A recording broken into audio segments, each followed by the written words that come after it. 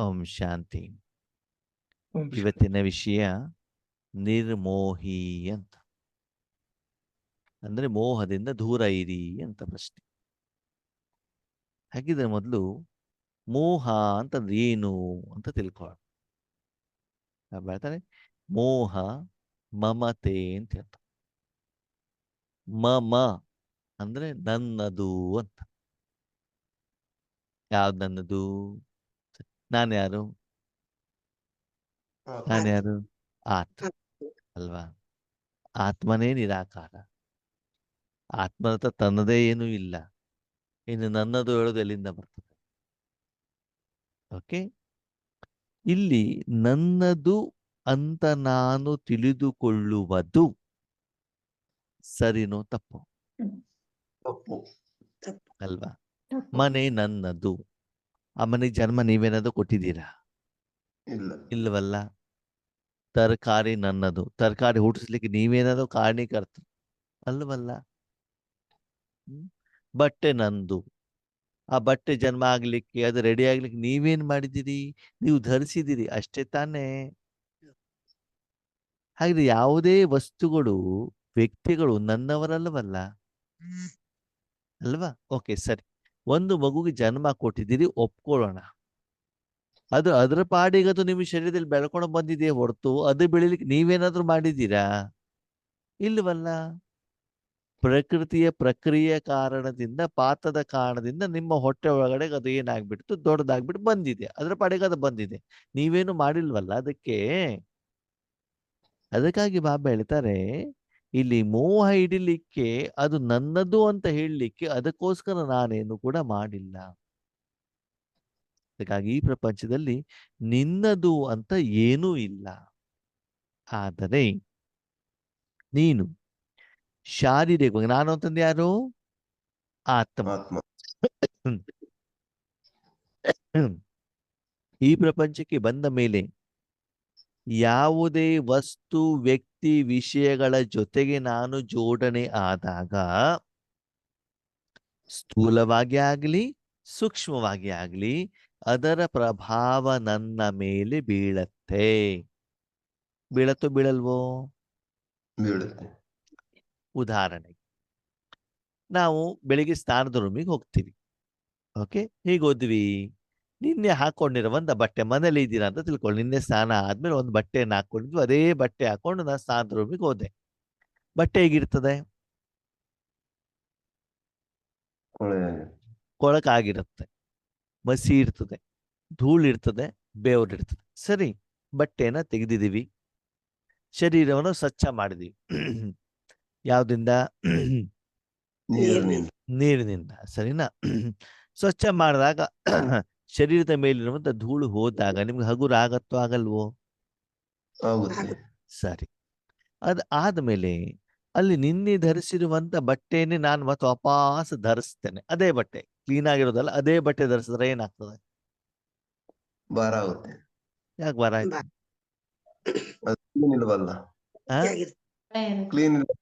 ನಿನ್ನೆ ಅದರ ಮೇಲೆ ಕೆಸರು ತಾಗಿದೆ, ನೀರು ತಾಗಿದೆ, ಧೂಳು ತಾಗಿದೆ.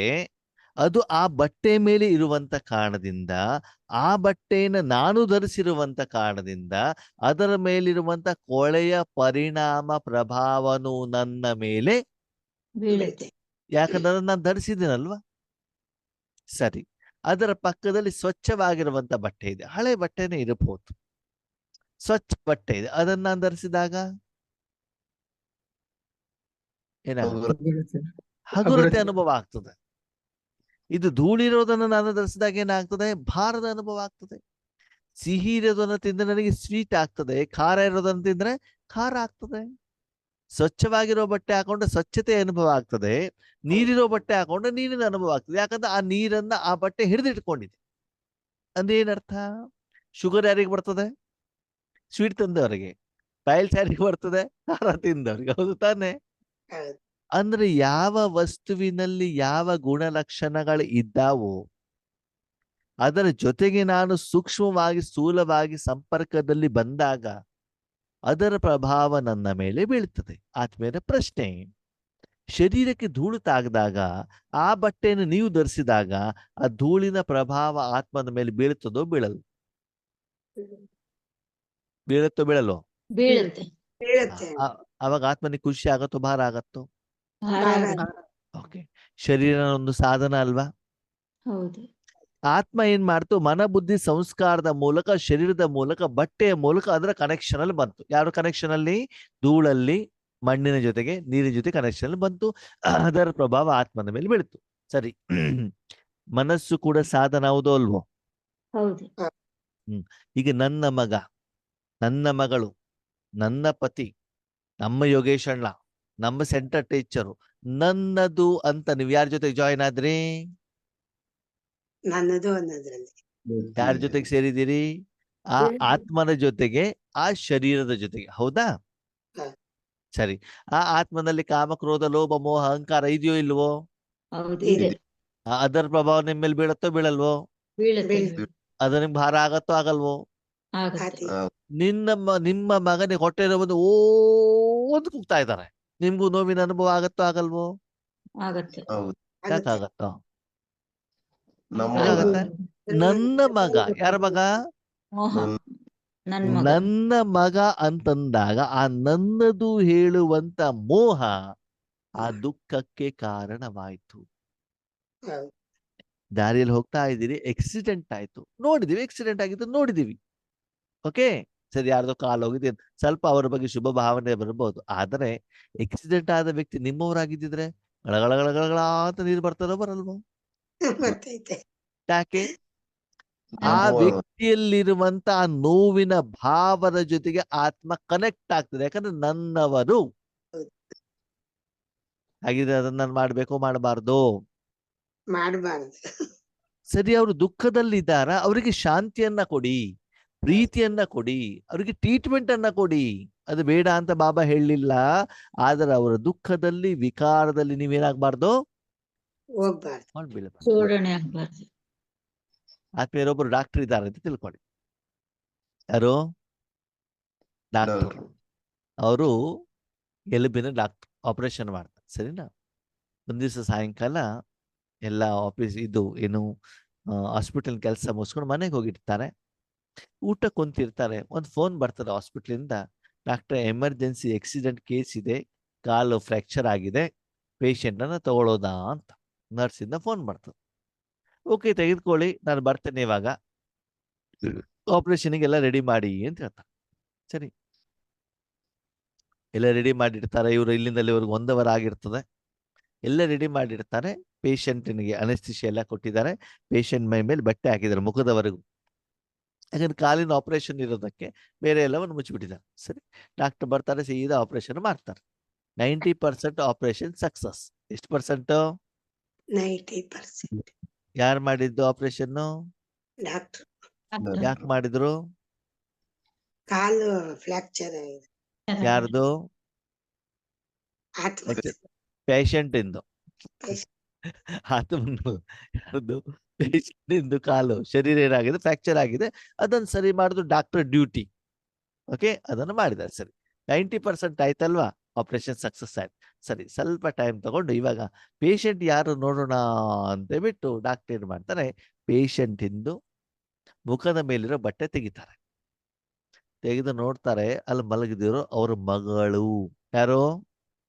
ಅವ್ರ ಮಗಳು ಡಾಕ್ಟರ್. ಸರಿ, ಈಗ ಆಪರೇಷನ್ ಮುಂದಿನ 10% ಮಾಡಬೇಕಾದ್ರೆ ಡಾಕ್ಟ್ರು ಅದೇ ಭಾವದಿಂದ ಆಪರೇಷನ್ ಮಾಡ್ತಾರೋ, ಕೈಯೆಲ್ಲ ನಡಗತ್ತೋ, ಬೆವರು ಬರುತ್ತೋ? ಕೈ ನಡ್ಗುತ್ತೆ, ಬೆವರು ಬರ್ತೈತೆ. ಅದ್ಯಾಕೋ?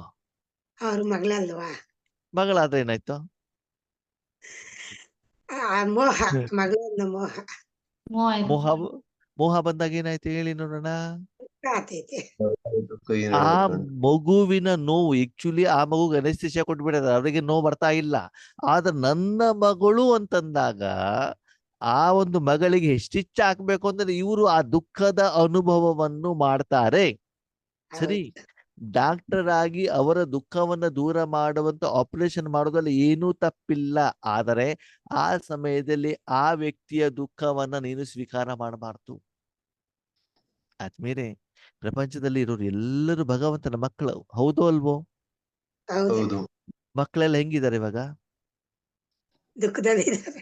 ಬೊಬ್ಬೆ ಹೊಡಿತಾ ಇದಾರೆ ತಾನೆ? ಹೌದು ಶಿವಬಾಬಾ ನೋಡ್ತಾ ಇದಾರೋ ಇಲ್ವೋ? ನೋಡ್ತಾವ ನೋಡ್ ಹಾಗಂತ ಅವ್ರ ದುಃಖವನ್ನ ತೆಗೆದುಕೊಳ್ತಾರ?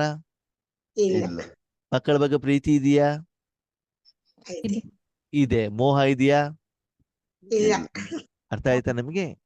ಮೋಹ ಅಂತ ಇದ್ದಾಗ ಆ ವ್ಯಕ್ತಿಯ ಸುಖ ಮತ್ತು ದುಃಖದ ಪ್ರಭಾವ ನಿಮ್ಮ ಮೇಲೆ ಆಗತ್ತೆ. ಆ ಮಗು, ಆ ವ್ಯಕ್ತಿ, ಆತ್ಮ ಖುಷಿಯಾಗಿದ್ದಾರೆ, ನೀವು ಕೂಡ ಖುಷಿ. ಅವ್ರು ದುಃಖದಲ್ಲಿದ್ದಾರೆ, ನೀವು ನಮಗೂ ದುಃಖ ಅಂದ್ರೆ ಆ ಆತ್ಮನ ಮನೋಸ್ಥಿತಿಯ ಪ್ರಭಾವ ಯಾರ ಮೇಲೆ ಬರ್ತದೆ? ನನ್ನ ನನ್ನ ಮೇಲೆ ಬರ್ತದೆ. ಯಾಕೆ? ನಾವ್ ಆ ದುಃಖ ತಗೊಳ್ತೀವಿ. ನನ್ನವರು ಅಂತ ಭಾವ ಬಂತಲ್ವಾ?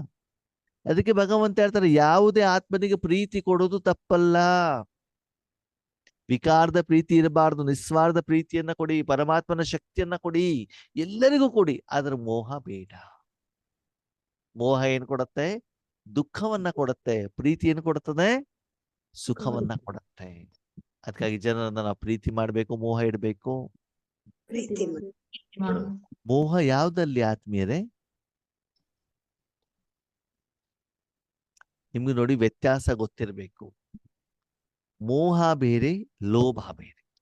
ಲೋಭ ಯಾವ್ದು ಗೊತ್ತಾ? ಸ್ಥೂಲವಾದ ಜಡ ವಸ್ತುಗಳು, ಬಂಗಾರ ಬೇಕು, ಬಿಲ್ಡಿಂಗ್ ಬೇಕು, ಹಣ ಬೇಕು, ಸ್ಥೂಲವಾದ ವಸ್ತುಗಳನ್ನ ನನ್ನದು ಅಂತ ತಿಳ್ಕೊಳ್ಳೋದು, ಸೇರಿಸ್ಕೊಳ್ಳೋದು ಯಾವುದು? ಲೋಭ. ಆತ್ಮಗಳು, ಚೈತನ್ಯ ಶಕ್ತಿ, ನನ್ನ ಮಕ್ಕಳು, ನನ್ನ ಮಗ, ನನ್ನ ಅತ್ತೆ, ನನ್ನಪ್ಪ ಅಲ್ವಾ? ಹೀಗೆ ಆತ್ಮಗಳ ಬಗ್ಗೆ ನನ್ನದು ಅಂತ ತಿಳ್ಕೊಳ್ಳೋದು ಮೋಹ. ಈ ಪ್ರಪಂಚದಲ್ಲಿ ಯಾರು ನನ್ನವರು? ಎಲ್ಲಾರು ಪರಮಾತ್ಮ ಇಲ್ಲ ತಂದೆ ಒಬ್ರು. ನಾನು ಯಾರು ಆತ್ಮ, ನನ್ನ ಅಪ್ಪ ಶಿವ ತಂದೆ. ಎಲ್ಲರೂ ನನ್ನವರೇ, ಯಾರೂ ನನ್ನವರಲ್ಲ. ಈ ಪ್ರಪಂಚದಲ್ಲಿ ಎಲ್ಲರೂ ನನ್ನವರೇ, ಯಾರೂ ನನ್ನವರಲ್ಲ. ಅಂದ್ರೆ ನಿಮ್ ತಲೆ ಕೆಟ್ಟಿದ್ಯಾ? ಯಾವ್ದಾರು ಒಂದ್ ಹೇಳಿ. ಎಲ್ಲರೂ ನನ್ನವರು ಅಂತೇಳಿ, ಯಾರು ನನ್ನವರಲ್ಲ ಅಂತೇಳಿ, ಎರಡು ಹೇಳ್ತಾ ಇದ್ದೀರ ನಂಗೆ. ಸರಿ. ಪ್ರೀತಿ ಮಾಡೋದಕ್ಕೆ ಆ ಆ ಪ್ರೀತಿ ಮಾಡೋದಕ್ಕೆಲ್ಲ ನನ್ನವರು, ಹಾ ಮೋಹದಲ್ಲಿರೋದಕ್ಕೆ ಯಾರು ನನ್ನವರಲ್ಲ. ಹಾ ಯಾರ್ದು ದುಃಖ ತೆಗೆದುಕೊಳ್ಳಿಕ್ಕೆ ಯಾರು ನನ್ನವರಲ್ಲ. ನಾನು ಕೊಡಲಿಕ್ಕೆ ಎಲ್ಲರೂ ನನ್ನವರು. ನನ್ನಲ್ಲಿರುವಂತ ಸದ್ಗುಣ ಅಥವಾ ಪರಮಾತ್ಮನಲ್ಲಿರುವಂತ ಗುಣವನ್ನು ನಾನು ಎಲ್ಲರಿಗೂ ಕೊಡ್ತೇನೆ. ಆದ್ರೆ ಜನರಲ್ಲಿರುವಂತ ದುಃಖ, ನೋವು, ಕೊಳೆ ನನಗೆ ಬೇಡ. ಅದನ್ನು ನಾನು ಸ್ವೀಕಾರ ಮಾಡೋದಿಲ್ಲ, ಮಾಡಬಾರದು. ಹೇಗೆ? ಮಾನಸಿಕವಾಗಿ ನಿರ್ಮೋಹಿಗಳಾಗ್ಬೇಕು ಅಂತಂದ್ರೆ ಆತ್ಮೀಯರೇ, ಮನ ಬಿಟ್ಬಿಟ್ಟು ಬಾಡಿಗೆ ಮನೆ ಮಾಡೋದು ನಿರ್ಮೋಹಿ ಅಲ್ಲ. ಬಾಬಾ ಮೋಹಿ ಅಂತ ಹೇಳ್ಬಿಟ್ಟಿದ್ರೆ ನಾನು ಸಪರೇಟ್ ಆಗಿರ್ಬೇಕು, ಅಲ್ಲಿದ್ರೆ ಅವ್ರ ದುಃಖ ಬಂದ್ಬಿಡ್ತದೆ, ಕಷ್ಟ ಬಂದ್ಬಿಡ, ಹಾಗಲ್ಲ. ನೀವಲ್ಲಿರ್ಬೇಕು. ಆದ ಆ ದುಃಖದ ಸಮಯದಲ್ಲಿ ನೀವು ಶಾಂತಿಯ ವೈಬ್ರೇಷನ್ ಇಂದ ಅವರ ದುಃಖವನ್ನ ದೂರ ಮಾಡ್ಲಿಕ್ಕೆ ನಿಮಿತ್ತರಾಗಬೇಕಾಗ್ತದೆ. ಅದಕ್ಕಾಗಿ ಮೋಹ ಹೆಂಗೆ ಗೊತ್ತಾಗತ್ತೆ ಆತ್ಮೀಯರೇ? ಮೋಹ ಇದೆಯಲ್ಲ ಅಂತ ಹೆಂಗೆ ಗೊತ್ತಾಗತ್ತೆ? ನಂದು ಆ, ನಂದು ಬಾಬಾ ನನ್ನ ಮಗು ಹೊಟ್ಟೆ ನೋವು ಸರಿ ಮಾಡಪ್ಪ, ಇದು ಮೋಹ ಹೌದಾ ಅಲ್ವೋ? ಹೌದು ನನ್ನ ಮಗಳಿಗೆ ಇಂಜಿನಿಯರಿಂಗ್ ಸೀಟ್ ಕೊಡು, ಮೋಹ ಹೌದೋ ಅಲ್ವೋ? ಮೋಹ. ನನ್ನ ಪತಿಗೆ ಜ್ಞಾನ ಕೊಡು, ಮೋಹ ಹೌದೋ ಅಲ್ವೋ? ಹೌದು. ಮತ್ತೆ ಆ ಆತ್ಮನಿಗೆ ಜ್ಞಾನ ಕೊಡು ಅಂತೇಳಿ ತಪ್ಪಿಲ್ಲ. ನನ್ನ ಪತಿ ವಿಶ್ವಕ್ಕೆಲ್ಲರಿಗೂ ದಾನೆ ಕೊಡು ಅಂತೇಳಿ ತಪ್ಪಿಲ್ಲ. ವಿಶ್ವದ ಸರ್ವರಿಗೂ ಶಾಂತಿ ಕೊಡು ಅಂತೇಳಿ ತಪ್ಪಿಲ್ಲ. ಈ ರೀತಿ ನಮ್ಮ ಯೋಚನೆಯನ್ನ, ಸಂಕಲ್ಪವನ್ನ, ವಿಧಿವಿಧಾನವನ್ನ ನಾವು ಚೇಂಜ್ ಮಾಡಬೇಕು. ಆದ್ಮೇಲೆ ಈ ಪ್ರಪಂಚದಿಂದ ಯಾರಿಂದನೂ ತೆಗೆದುಕೊಳ್ಳುವಂತ ಇಚ್ಛೆಯನ್ನು ಇಟ್ಕೊಳ್ಬೇಡಿ. ಯಾಕಂದ್ರೆ ಎಲ್ಲರೂ ಕೂಡ ಮಲಿನ ಆಗ್ಬಿಟ್ಟಿದ್ದಾರೆ. ಅದರ ಪ್ರಭಾವ ನಿಮ್ಮ ಮೇಲೆ ಬಿದ್ದೇ ಬೀಳತ್ತೆ. ನಾನು ಅವರಿಂದ ತೆಗೆದುಕೊಳ್ಳಬಾರದು, ನಾನು ಏನ್ ಮಾಡ್ಬೇಕು? ಅವರಿಗೆ ಕೊಡ್ಬೇಕು. ಬೇಕು ಹೇಳುವಂತ ಭಾವ ಇಲ್ಲಿ. ಪ್ರಪಂಚವನ್ನು ಸ್ವಚ್ಛ ಮಾಡಬೇಕು ಹೇಳುವಂತ ಭಾವ ಇಲ್ಲಿ.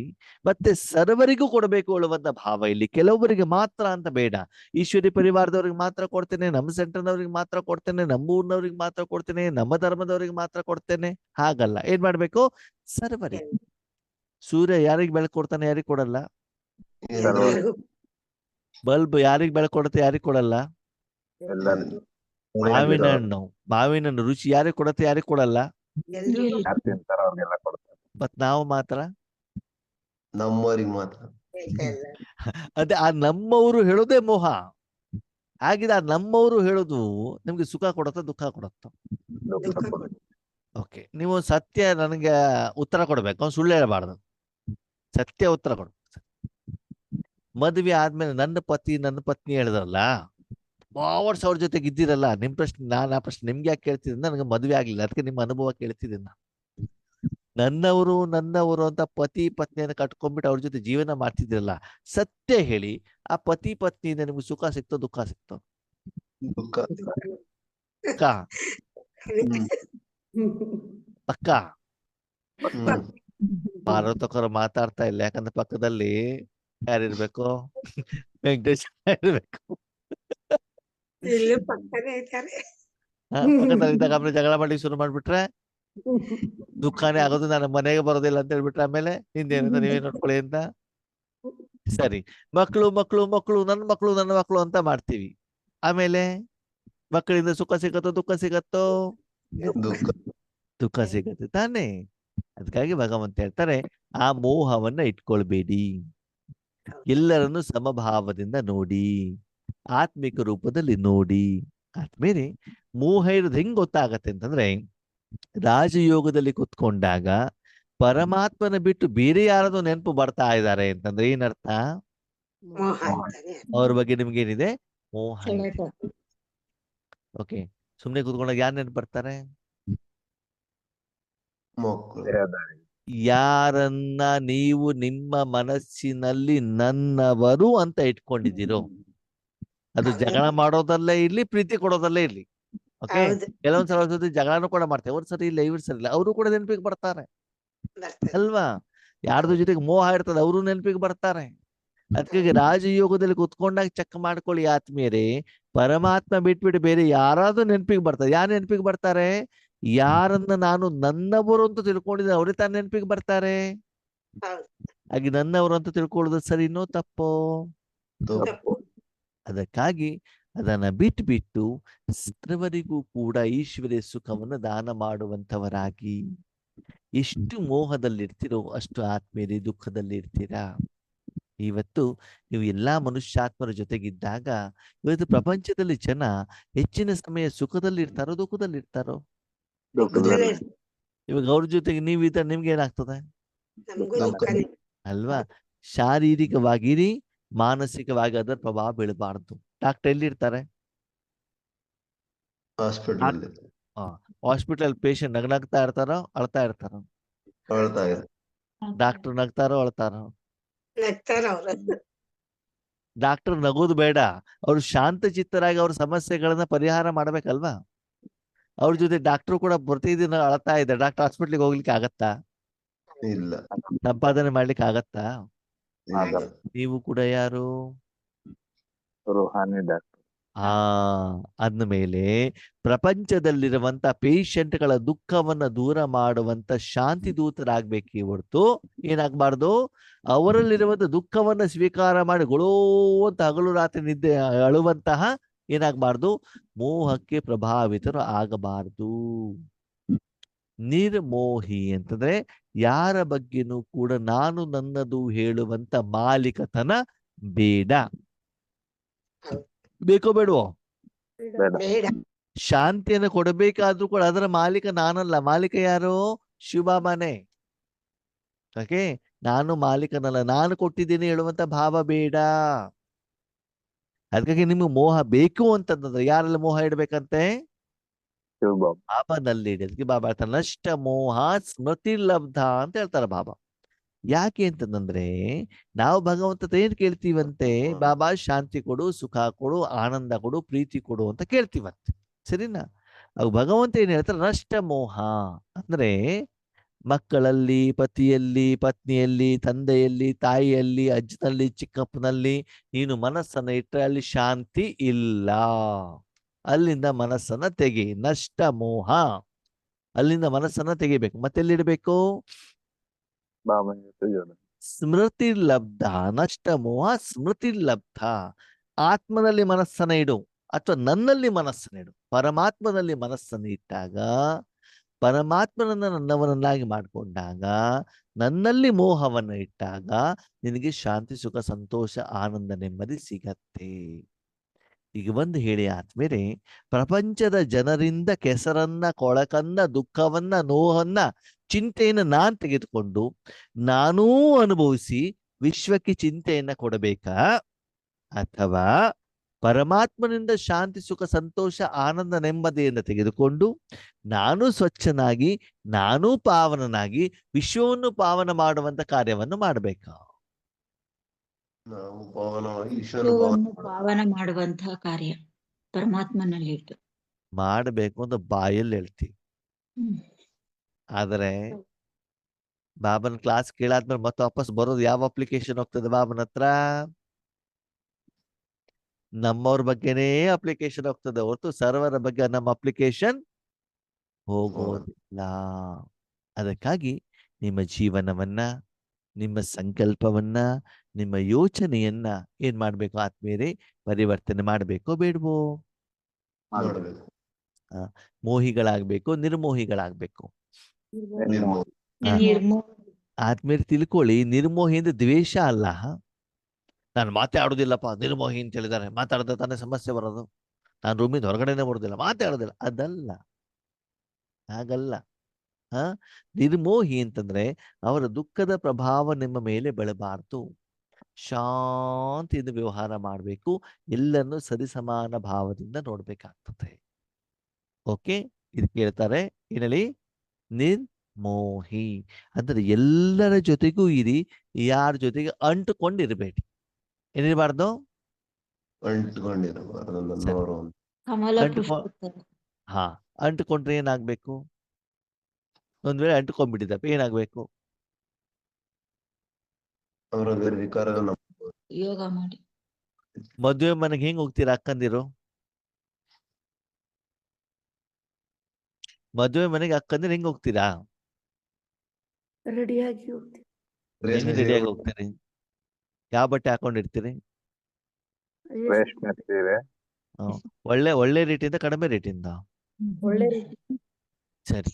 ಊಟಕ್ಕಂತ ಕುಂತಿರ್ತೀರಿ, ಎಲ್ಲಿ ಕುಂತಿದ್ದೀರಿ? ಊಟಕ್ಕೆ ಸರಿ. ಊಟ ಕುಂತಾಗ ಫಸ್ಟಿಗೆ ಎಲೆ ಮೇಲೆ ಏನ್ ಬಡಿಸ್ತಾರೆ? ಉಪ್ಪಿನಕಾಯಿ.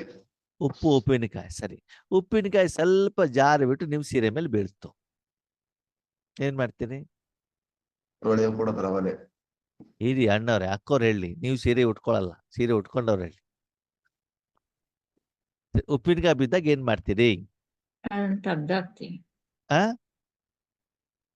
ತೆಗ್ದಾಗ ತಕ್ಷಣ ಅಲ್ಲಿ ಹ್ಯಾಂಡ್ ವಾಶ್ ಆಗುವಲ್ಲಿ ಅಲ್ಲಿ ಬಟ್ಟೆ ತೊಳಿಲಿಕ್ಕೆ ಹೋಗ್ತಿರೋ, ಹಂಗೆ ಇರ್ಲಿ ಅಂತ ಸುಮ್ಮನೆ ಇರ್ತೀರೋ?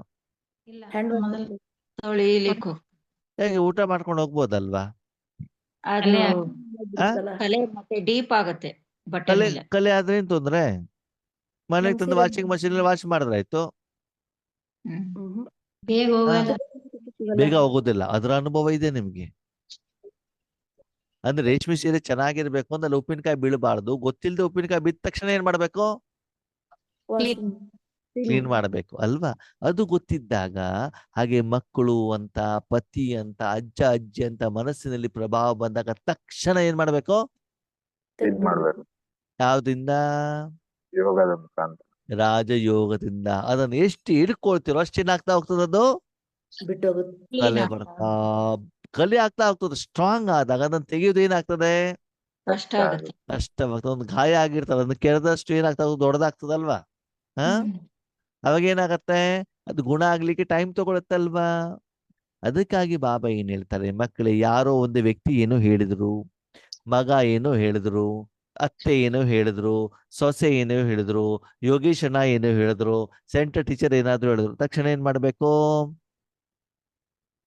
ಮೈಂಡ್ ಇಂದ ತೆಗಿ. ಬಾಬನ ಹತ್ರ ಹೋಗ್ಬೇಕು, ವಿಷಯವನ್ನ ತಿಳಿಸ್ಬೇಕು, ಮನಸ್ಸನ್ನ ಬಾಬನ ಕೈಲಿ ಕೊಡ್ಬೇಕು, ಬಾಬಾ ಕ್ಲೀನ್ ಮಾಡೋ ಅಂತ ಹೇಳ್ಬೇಕು.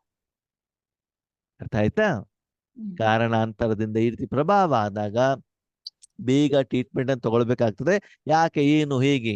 ಈಗ ಉಪ್ಪಿನಕಾಯಿ ಯಾರು ಬೆಳೆಸಿದಾರೋ ಅವ್ರನ್ನ ಜಗಳ ಮಾಡ್ತಾ ಕೂತ್ಕೊಂಡು ಏನಾದ್ರು ಪ್ರಯೋಜನ ಇದೆಯಾ? ಇಲ್ಲ ತಾನೆ. ಮುಂದೆ ಏನು ಪರಿಹಾರ ಮಾಡ್ಬೇಕು ಅಂತ ಯೋಚನೆ ಮಾಡ್ಬೇಕಲ್ವಾ? ಅದಕ್ಕಾಗಿ ಪರಮಾತ್ಮ ಹೇಳ್ತಾರೆ, ಎಷ್ಟು ದಿನದಲ್ಲಿ ಪುನಃ ಪುನಃ ಪುನಃ ಪುನಃ ಯೋಗ ಮಾಡ್ತಾ ಹೋಗ್ತಿರೋ ಈ ರೀತಿ ಮೋಹ ಎಲ್ಲ ಏನಾಗ್ತಾ ಹೋಗ್ತದೆ, ಸುಡ್ತಾ ಹೋಗ್ತದೆ. ನೀವ್ ಅಬ್ಸರ್ವೇಷನ್ ಮಾಡಿ, ಬಾಬನ ಮಗು ಆಗೋ ಮೊದ್ಲು ಗಂಟೆಗಟ್ಲೆ ಯಾರ ಹತ್ರ ಮಾತಾಡ್ತಿದ್ರಿ ನೀವು? ನಮ್ಮವ್ರ ಹತ್ರ ನಿಮ್ಮವ್ರು ಅಂದ್ರೆ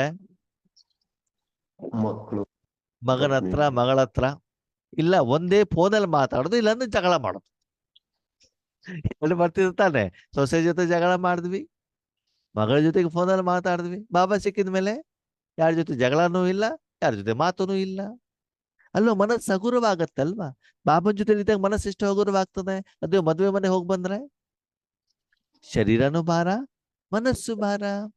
ಅದಕ್ಕಾಗಿ ಪರಮಾತ್ಮನಿಂದ ಶಕ್ತಿಯನ್ನು ತೆಗೆದುಕೊಂಡು ಬಂದ್ಬಿಟ್ಟು ಅವರಿಗೆ ಕೊಡುವಂತ ಕೆಲಸವನ್ನ ಮಾಡಿ ಆತ್ಮೀಯರೇ. ಅದಕ್ಕಾಗಿ ಈ ಪ್ರಪಂಚದಲ್ಲಿ ಯಾರನ್ನೂ ಕೂಡ ನನ್ನವರನ್ನಾಗಿ ಮಾಡ್ಕೊಳ್ಬೇಡಿ. ಮಾನಸಿಕವಾಗಿ ಯಾರು ನನ್ನವರಲ್ಲ, ಅವ್ರದ್ದು ನಮ್ಗೇನು ಬೇಡ. ಏನಾದ್ರು ಬೇಕಾ? ಪ್ರಪಂಚದ ಜನರಿಂದ ಪ್ರೀತಿ ಬೇಕಾ? ಬೇಡ. ಪ್ರಪಂಚದ ಜನ ನಿಮ್ಮನ್ನ ಸಾಕ್ತಾರಾ? ಇಲ್ಲ ಮಕ್ಕಳು ಇಲ್ಲ ಇಲ್ಲ ವಯಸ್ಸಾದ್ಮೇಲೆ ಇಲ್ಲ ಇಲ್ಲ ಅಪ್ಪ ಅಮ್ಮ ಇಲ್ಲ ಯಾರು ಸಾಕೋದಿಲ್ಲ. ಇಲ್ಲ ಮತ್ತೆ ಆ ಕುಟುಂಬದಲ್ಲಿ ಇದ್ದೀರಿ? ಮನೆ ಬಿಟ್ಟು ಹೋಗಿಲ್ಲ, ಒಬ್ರು ಇರ್ಬೋದಲ್ಲ, ಬಾಬನ ಮನೆ ಹೋಗಿರ್ಬೋದಲ್ವಾ? ನನ್ನ ಮಕ್ಕಳು, ನನ್ನ ಮನೆ, ನನ್ನ ಕುಟುಂಬ ಅಂತ ಯಾಕಿದ್ದೀರಿ? ಬಾಬಾ ಹೇಳಿದ್ದಾರಲ್ಲ, ಹೋಗ್ಬೇಡಿ ಇದ್ದು ಶಾಂತಿ ಅಂತ. ನಾನು ಮಾಡಿರುವಂತ ಕರ್ಮದ ಫಲನೇ ನನಗೆ ರಕ್ಷಣೆ ಮಾಡತ್ತೆ ಹೊರತು ಪ್ರಪಂಚದ ಯಾವ ವ್ಯಕ್ತಿನೂ ನನ್ನ ರಕ್ಷಣೆ ಮಾಡ್ಲಿಕ್ಕೆ ಸಾಧ್ಯವಿಲ್ಲ. ನಾನು ಒಳ್ಳೇದನ್ನ ಕೊಟ್ರೆ ಒಳ್ಳೆ ಸಿಗ್ತದೆ, ಕೆಟ್ಟದನ್ನ ಕೊಟ್ರೆ ಕೆಟ್ಟ ಸಿಗುತ್ತೆ. ಸರಿ. ನಿಮ್ ಸೊಸೆ ನಿಮ್ ಜೊತೆ ಯಾಕೆ ಜಗಳ ಮಾಡ್ತಾರೆ? ಲೆಕ್ಕಾಚಾರ. ಸೊಸೆ ಕೆಟ್ಟವಳು, ಯಾರು ರೆಡಿ ಮಾಡ್ಕೊಂಡಿದ್ದು? ನಾನು ನಾವೇ ಹಾ. ನಿಮ್ ಮಗ ಪ್ರೀತಿ ಯಾಕೆ ಮಾಡ್ತಾನೆ? ಪ್ರೀತಿ ಕೊಟ್ಟಿದ್ದೀವಿ. ನನ್ನ ಮಗ ಅಲ್ವಾ, ನಾನು ನನ್ನ ಮಗ. ಹುಟ್ಟಿಸಿದಲ್ವಾ, ಯಾವಾಗ್ಲೂ ಒಳ್ಳೆಯವನಲ್ವಾ? ಏನ್ ಸಂಕಲ್ಪ ಮಾಡಿದೆ ಅವನ ಬಗ್ಗೆ? ಒಳ್ಳೇದನ್ನ ಮಾಡ್ದೆ, ಅವಾಗ ಒಂದು ಒಳ್ಳೇದನ್ನ ಕೊಡ್ತಾನೆ. ಸೊಸೆ ಕೆಟ್ಟವಳು ಅಂದ್ರೆ ಕೆಟ್ಟದನ್ನೇ ಕೊಡ್ತಾನೆ. ಯಾರ ಕಾರಣ? ನಾನು ನಾನೇ ಆಲ್ರೆಡಿ ಹಳೆ ಜನ್ಮದ ಲೆಕ್ಕಾಚಾರಗಳು ಬೇಕಾದಷ್ಟಿದ್ದಾವೆ. ಜೊತೆಗೆ ಈ ಜನ್ಮದಲ್ಲೂ ನಾವು ಈ ರೀತಿ ಮಾಡಿದಾಗ ನಮ್ಮನ್ನ ಜ್ಞಾನಿಗಳು ಅಂತ ಹೇಳ್ತಾರ? ಇಲ್ಲ ಇಲ್ಲ. ಅದಕ್ಕಾಗಿ ಬಾಬಾ ಹೇಳ್ತಾರೆ, ನಿರ್ಮೋಹ. ಅಮೋಹ ಇಟ್ಕೊಳ್ಳೋದು ಬೇಡ, ನಾನು ನನ್ನದು ಹೇಳುದು ಬೇಡ. ಮೋಹ ಯಾವ್ದಲ್ಲಿ ಇರ್ತದೆ? ಆತ್ಮಿಕ ಚೈತನ್ಯ ಶಕ್ತಿಗಳಲ್ಲಿ ಮೋಹ ಇರ್ತದೆ. ಓಕೆನಾ? ಅದಕ್ಕಾಗಿ ಮೋಹವನ್ನ ಬಿಡಿ. ಏನ್ ಮಾಡಿ? ಸದಾಕಾಲ ಭಗವಂತನನ್ನ ಪ್ರೀತಿಯನ್ನ ಮಾಡಿ, ಎಲ್ಲರಿಗೂ ಪ್ರೀತಿ ಮಾಡಿ. ಓಕೆ, ನೆಕ್ಸ್ಟ್ ಪ್ರಶ್ನೆ. ಆತ್ಮನನ್ನ ಪ್ರೀತಿ ಮಾಡ್ಬೇಕು, ಶರೀರ ಪ್ರೀತಿ ಮಾಡ್ಬೇಕು? ಆತ್ಮನ ನಿಮ್ಮ ಮಕ್ಕಳಿಗೆ, ಮೊಮ್ಮಕ್ಕಳಿಗೆ ಶಾಂತಿ ಸುಖ ಕೊಡ್ಬೇಕು, ಮಸಾಲೆ ದೋಸೆ, ಗೋಬಿ ಮಂಚೂರಿ ಕೊಡ್ಬೇಕು? ಶಾಂತಿ ಸುಖ. ಅವ್ರಿಗೆ ಬಂಗಾರ ಕೊಡ್ಬೇಕು ಅಂತ ಇಷ್ಟ ಇರ್ಬೇಕು, ನೆಮ್ಮದಿ ಕೊಡ್ಬೇಕು, ಶಾಂತಿ ಕೊಡ್ಬೇಕು ಅಂತ ಇಷ್ಟ ಇರ್ಬೇಕು? ಶಾಂತಿ ಶಾಂತಿ. ಸುಳ್ಳು ಹೇಳ್ಬೇಡಿ. ಇಲ್ಲ, ಶಾಂತಿ ನೆಮ್ಮದಿನೇ ಕೊಡ್ಬೇಕು. ಪರ್ಮನೆಂಟ್ ಸತ್ಯ ಕೊಡಬೇಕು. ಏನ್ ಕೊಡ್ತಾ ಇದ್ದೀರಿ? ಟ್ರೈ ಮನಸ್ಸಲ್ಲಿ ಏನ್ ಇಚ್ಛೆ ಇದೆ? ದಯವಿಟ್ಟು ಜೀವನವನ್ನು ಪರಿವರ್ತನೆ ಮಾಡಿ ಆತ್ಮೀಯರೇ, ಮನಸ್ಸನ್ನ ಪರಿವರ್ತನೆ ಮಾಡಿ. ಹಾಗಂತ ಶಾಂತಿ ಕೊಡ್ಬೇಕು ಅಂತ ಅವ್ರಿಗೇನು ಊಟ ತಿಂಡಿ ಕೊಡಬೇಡಿ ಅಂತ ಬಾಬಾ ಹೇಳಿಲ್ಲ. ಅದನ್ನು ಕೊಡಿ. ಅದಕ್ಕಿಂತ ಇದನ್ನು ಹೆಚ್ಚು ಕೊಡುವಂತದ್ದೇನಿಲ್ಲಿ ಮನೋಭಾವ ನಿಮ್ಮಲ್ಲಿ ಇರ್ಲಿ. ಅದನ್ನ ಹೆಚ್ಚಿಗೆ ಕೊಟ್ಬಿಟ್ಟು ನೋಡಿ, ಅವಾಗ ಸಂಸಾರದಲ್ಲಿ, ಸಂಬಂಧದಲ್ಲಿ, ಜೀವನದಲ್ಲಿ ಯಾವ ರೀತಿ ಪರಿವರ್ತನೆ ಬರುತ್ತೆ ಅಂತ ನೋಡಿ. ಆದ್ಮೇಲೆ ನನ್ನ ಜೀವನ ಪರಿವರ್ತನೆ ಆಗ್ಬೇಕು ಅಂದ್ರೆ ಯಾರು ಚೇಂಜ್ ಆಗ್ಬೇಕು? ನಾನೇ ನಾನು. ಇಲ್ಲಪ್ಪ, ನಾನ್ ತುಂಬಾ ಒಳ್ಳೆಯವನು, ಸೊಸೆ ಸರಿ ಇಲ್ಲ, ಮಗ ಸರಿ ಇಲ್ಲ, ಸೆಂಟ್ರಲ್ ಟೀಚರ್ ಮೊದಲೇ ಸರಿ ಇಲ್ಲ, ಅದಕ್ಕಿಂತ ಮೊದಲು ಯೋಗೇಶ್ ಅಣ್ಣ ಸರಿ ಇಲ್ಲ. ಒಂದಂತೂ ಹೇಳ್ತೇನೆ ಕೇಳಿ, ಶಿವಬಾಬಾ ಏನಾದ್ರು ಶರೀರಧಾರಿ ಆಗ್ಬಿಟ್ಟಿದ್ರೆ, ನಿಮ್ಮ ಎದುರುಗಡೆ ಬಂದಿದ್ದಿದ್ರೆ ಅವ್ರ ಹತ್ರನೂ 100 ಕಡಿಮೆ ತಾನೇ ನೀವು ಹುಡುಕ್ಬಿಡೋ. ಈಗ ನಮ್ಮಪ್ಪ ತುಂಬಾ ಬುದ್ಧಿವಂತ, ಅವ್ನ ಕಣ್ಣಿಗೆ ಕಾಣೋದೇ ಇಲ್ಲ, ಹೇಳ್ಬಿಟ್ಟು ಹೋಗ್ಬಿಡ್ತಾನೆ. ಹೌದು ತಾನೇ? ಅದಕ್ಕಾಗಿ ಭಗವಂತ ಹೇಳ್ತಾರೆ, ಪ್ರಪಂಚದಲ್ಲಿ ಯಾರು ಸರಿ ಇಲ್ಲ? ನಾನೇ ಸರಿ ಉಳಿದವರೆಲ್ಲ ಸರಿ ಆಗಿದ್ದಾರೆ. ಯಾರು ಸರಿ ಆಗ್ಬೇಕು? ನಾನೇ ವಿಶ್ವ ಯಾಕೆ ಪರಿವರ್ತನೆ ಆಗ್ತಾ ಇಲ್ಲ? ನಾನು ಪರಿವರ್ತನೆ ಆಗಲಿಲ್ಲ. ನೀವೊಬ್ಬರು ಸರಿ ಆಗ್ಬಿಟ್ಟು ಪೂರ್ತಿ ವಿಶ್ವನೇ ಏನಾಗ್ಬಿಡ್ತದಂತೆ? ಪರಿವರ್ತನೆ ಯಾಕಂತಂದ್ರೆ ನೀವು ಒಳ್ಳೇದನ್ನ ಕೊಟ್ಟ ಜನ ನಿಮ್ಗೇನು ಕೊಡ್ತಾರೆ? ಒಳ್ಳೆದನ್ನೇ ಕೊಡು. ಅವಾಗ ನಿಮ್ಗೂ ವಿಶ್ವ ಒಳ್ಳೇದೋ ಕೆಟ್ಟದ್ದೋ? ಒಳ್ಳೆಯದು. ಒಳ್ಳೆದು. ಹೌದಲ್ವಾ? ಪ್ರಪಂಚದ ಒಳ್ಳೆಯದು ಕೆಟ್ಟದಿದೆ. ಒಳ್ಳೆ ತಿಂತಿದ್ರೆ ನೀವು ಆರೋಗ್ಯವಾಗಿರ್ತೀರಿ, ಕೆಟ್ಟದನ್ನು ತಗೊಂಡು ಹಾಳಾಗಿರ್ತೀರಾ. ಅದನ್ನ ನನ್ನ ಜೀವನದ ಆಧಾರ ಯಾವುದು? ನನ್ನ ಆಯ್ಕೆ, ನನ್ನ ಜೀವನ, ನನ್ನ ಜ್ಞಾನ, ನನ್ನ ದಾಣೆ. ಇದರ ಆಧಾರದ ಮೇಲೆ ನನ್ನ ಜೀವನ ಅವಲಂಬಿತ ಆಗಿದೆ ಹೊರತು ಬೇರೆ ಯಾರಿಂದಲೂ ನನ್ನ ಜೀವನವನ್ನು ಯಾರೂ ಏನು ಮಾಡ್ಲಿಕ್ಕೆ ಸಾಧ್ಯವಿಲ್ಲ. ಇದನ್ನ ಅರ್ಥ ಮಾಡ್ಕೊಳ್ಳಿ. ಆಧ್ಯಾತ್ಮಿಕ ನನ್ನ ಕಾರ್ಯದಲ್ಲಿ ತನ್ನಿ, ಈಶ್ವರಿ ಜೀವನವನ್ನು ಅನುಭವ ಮಾಡಿ ವಚ್ಚರಾಗಿ. ಓಕೆ, ಅಚ್ಚಾ. ಓಂ ಶಾಂತಿ.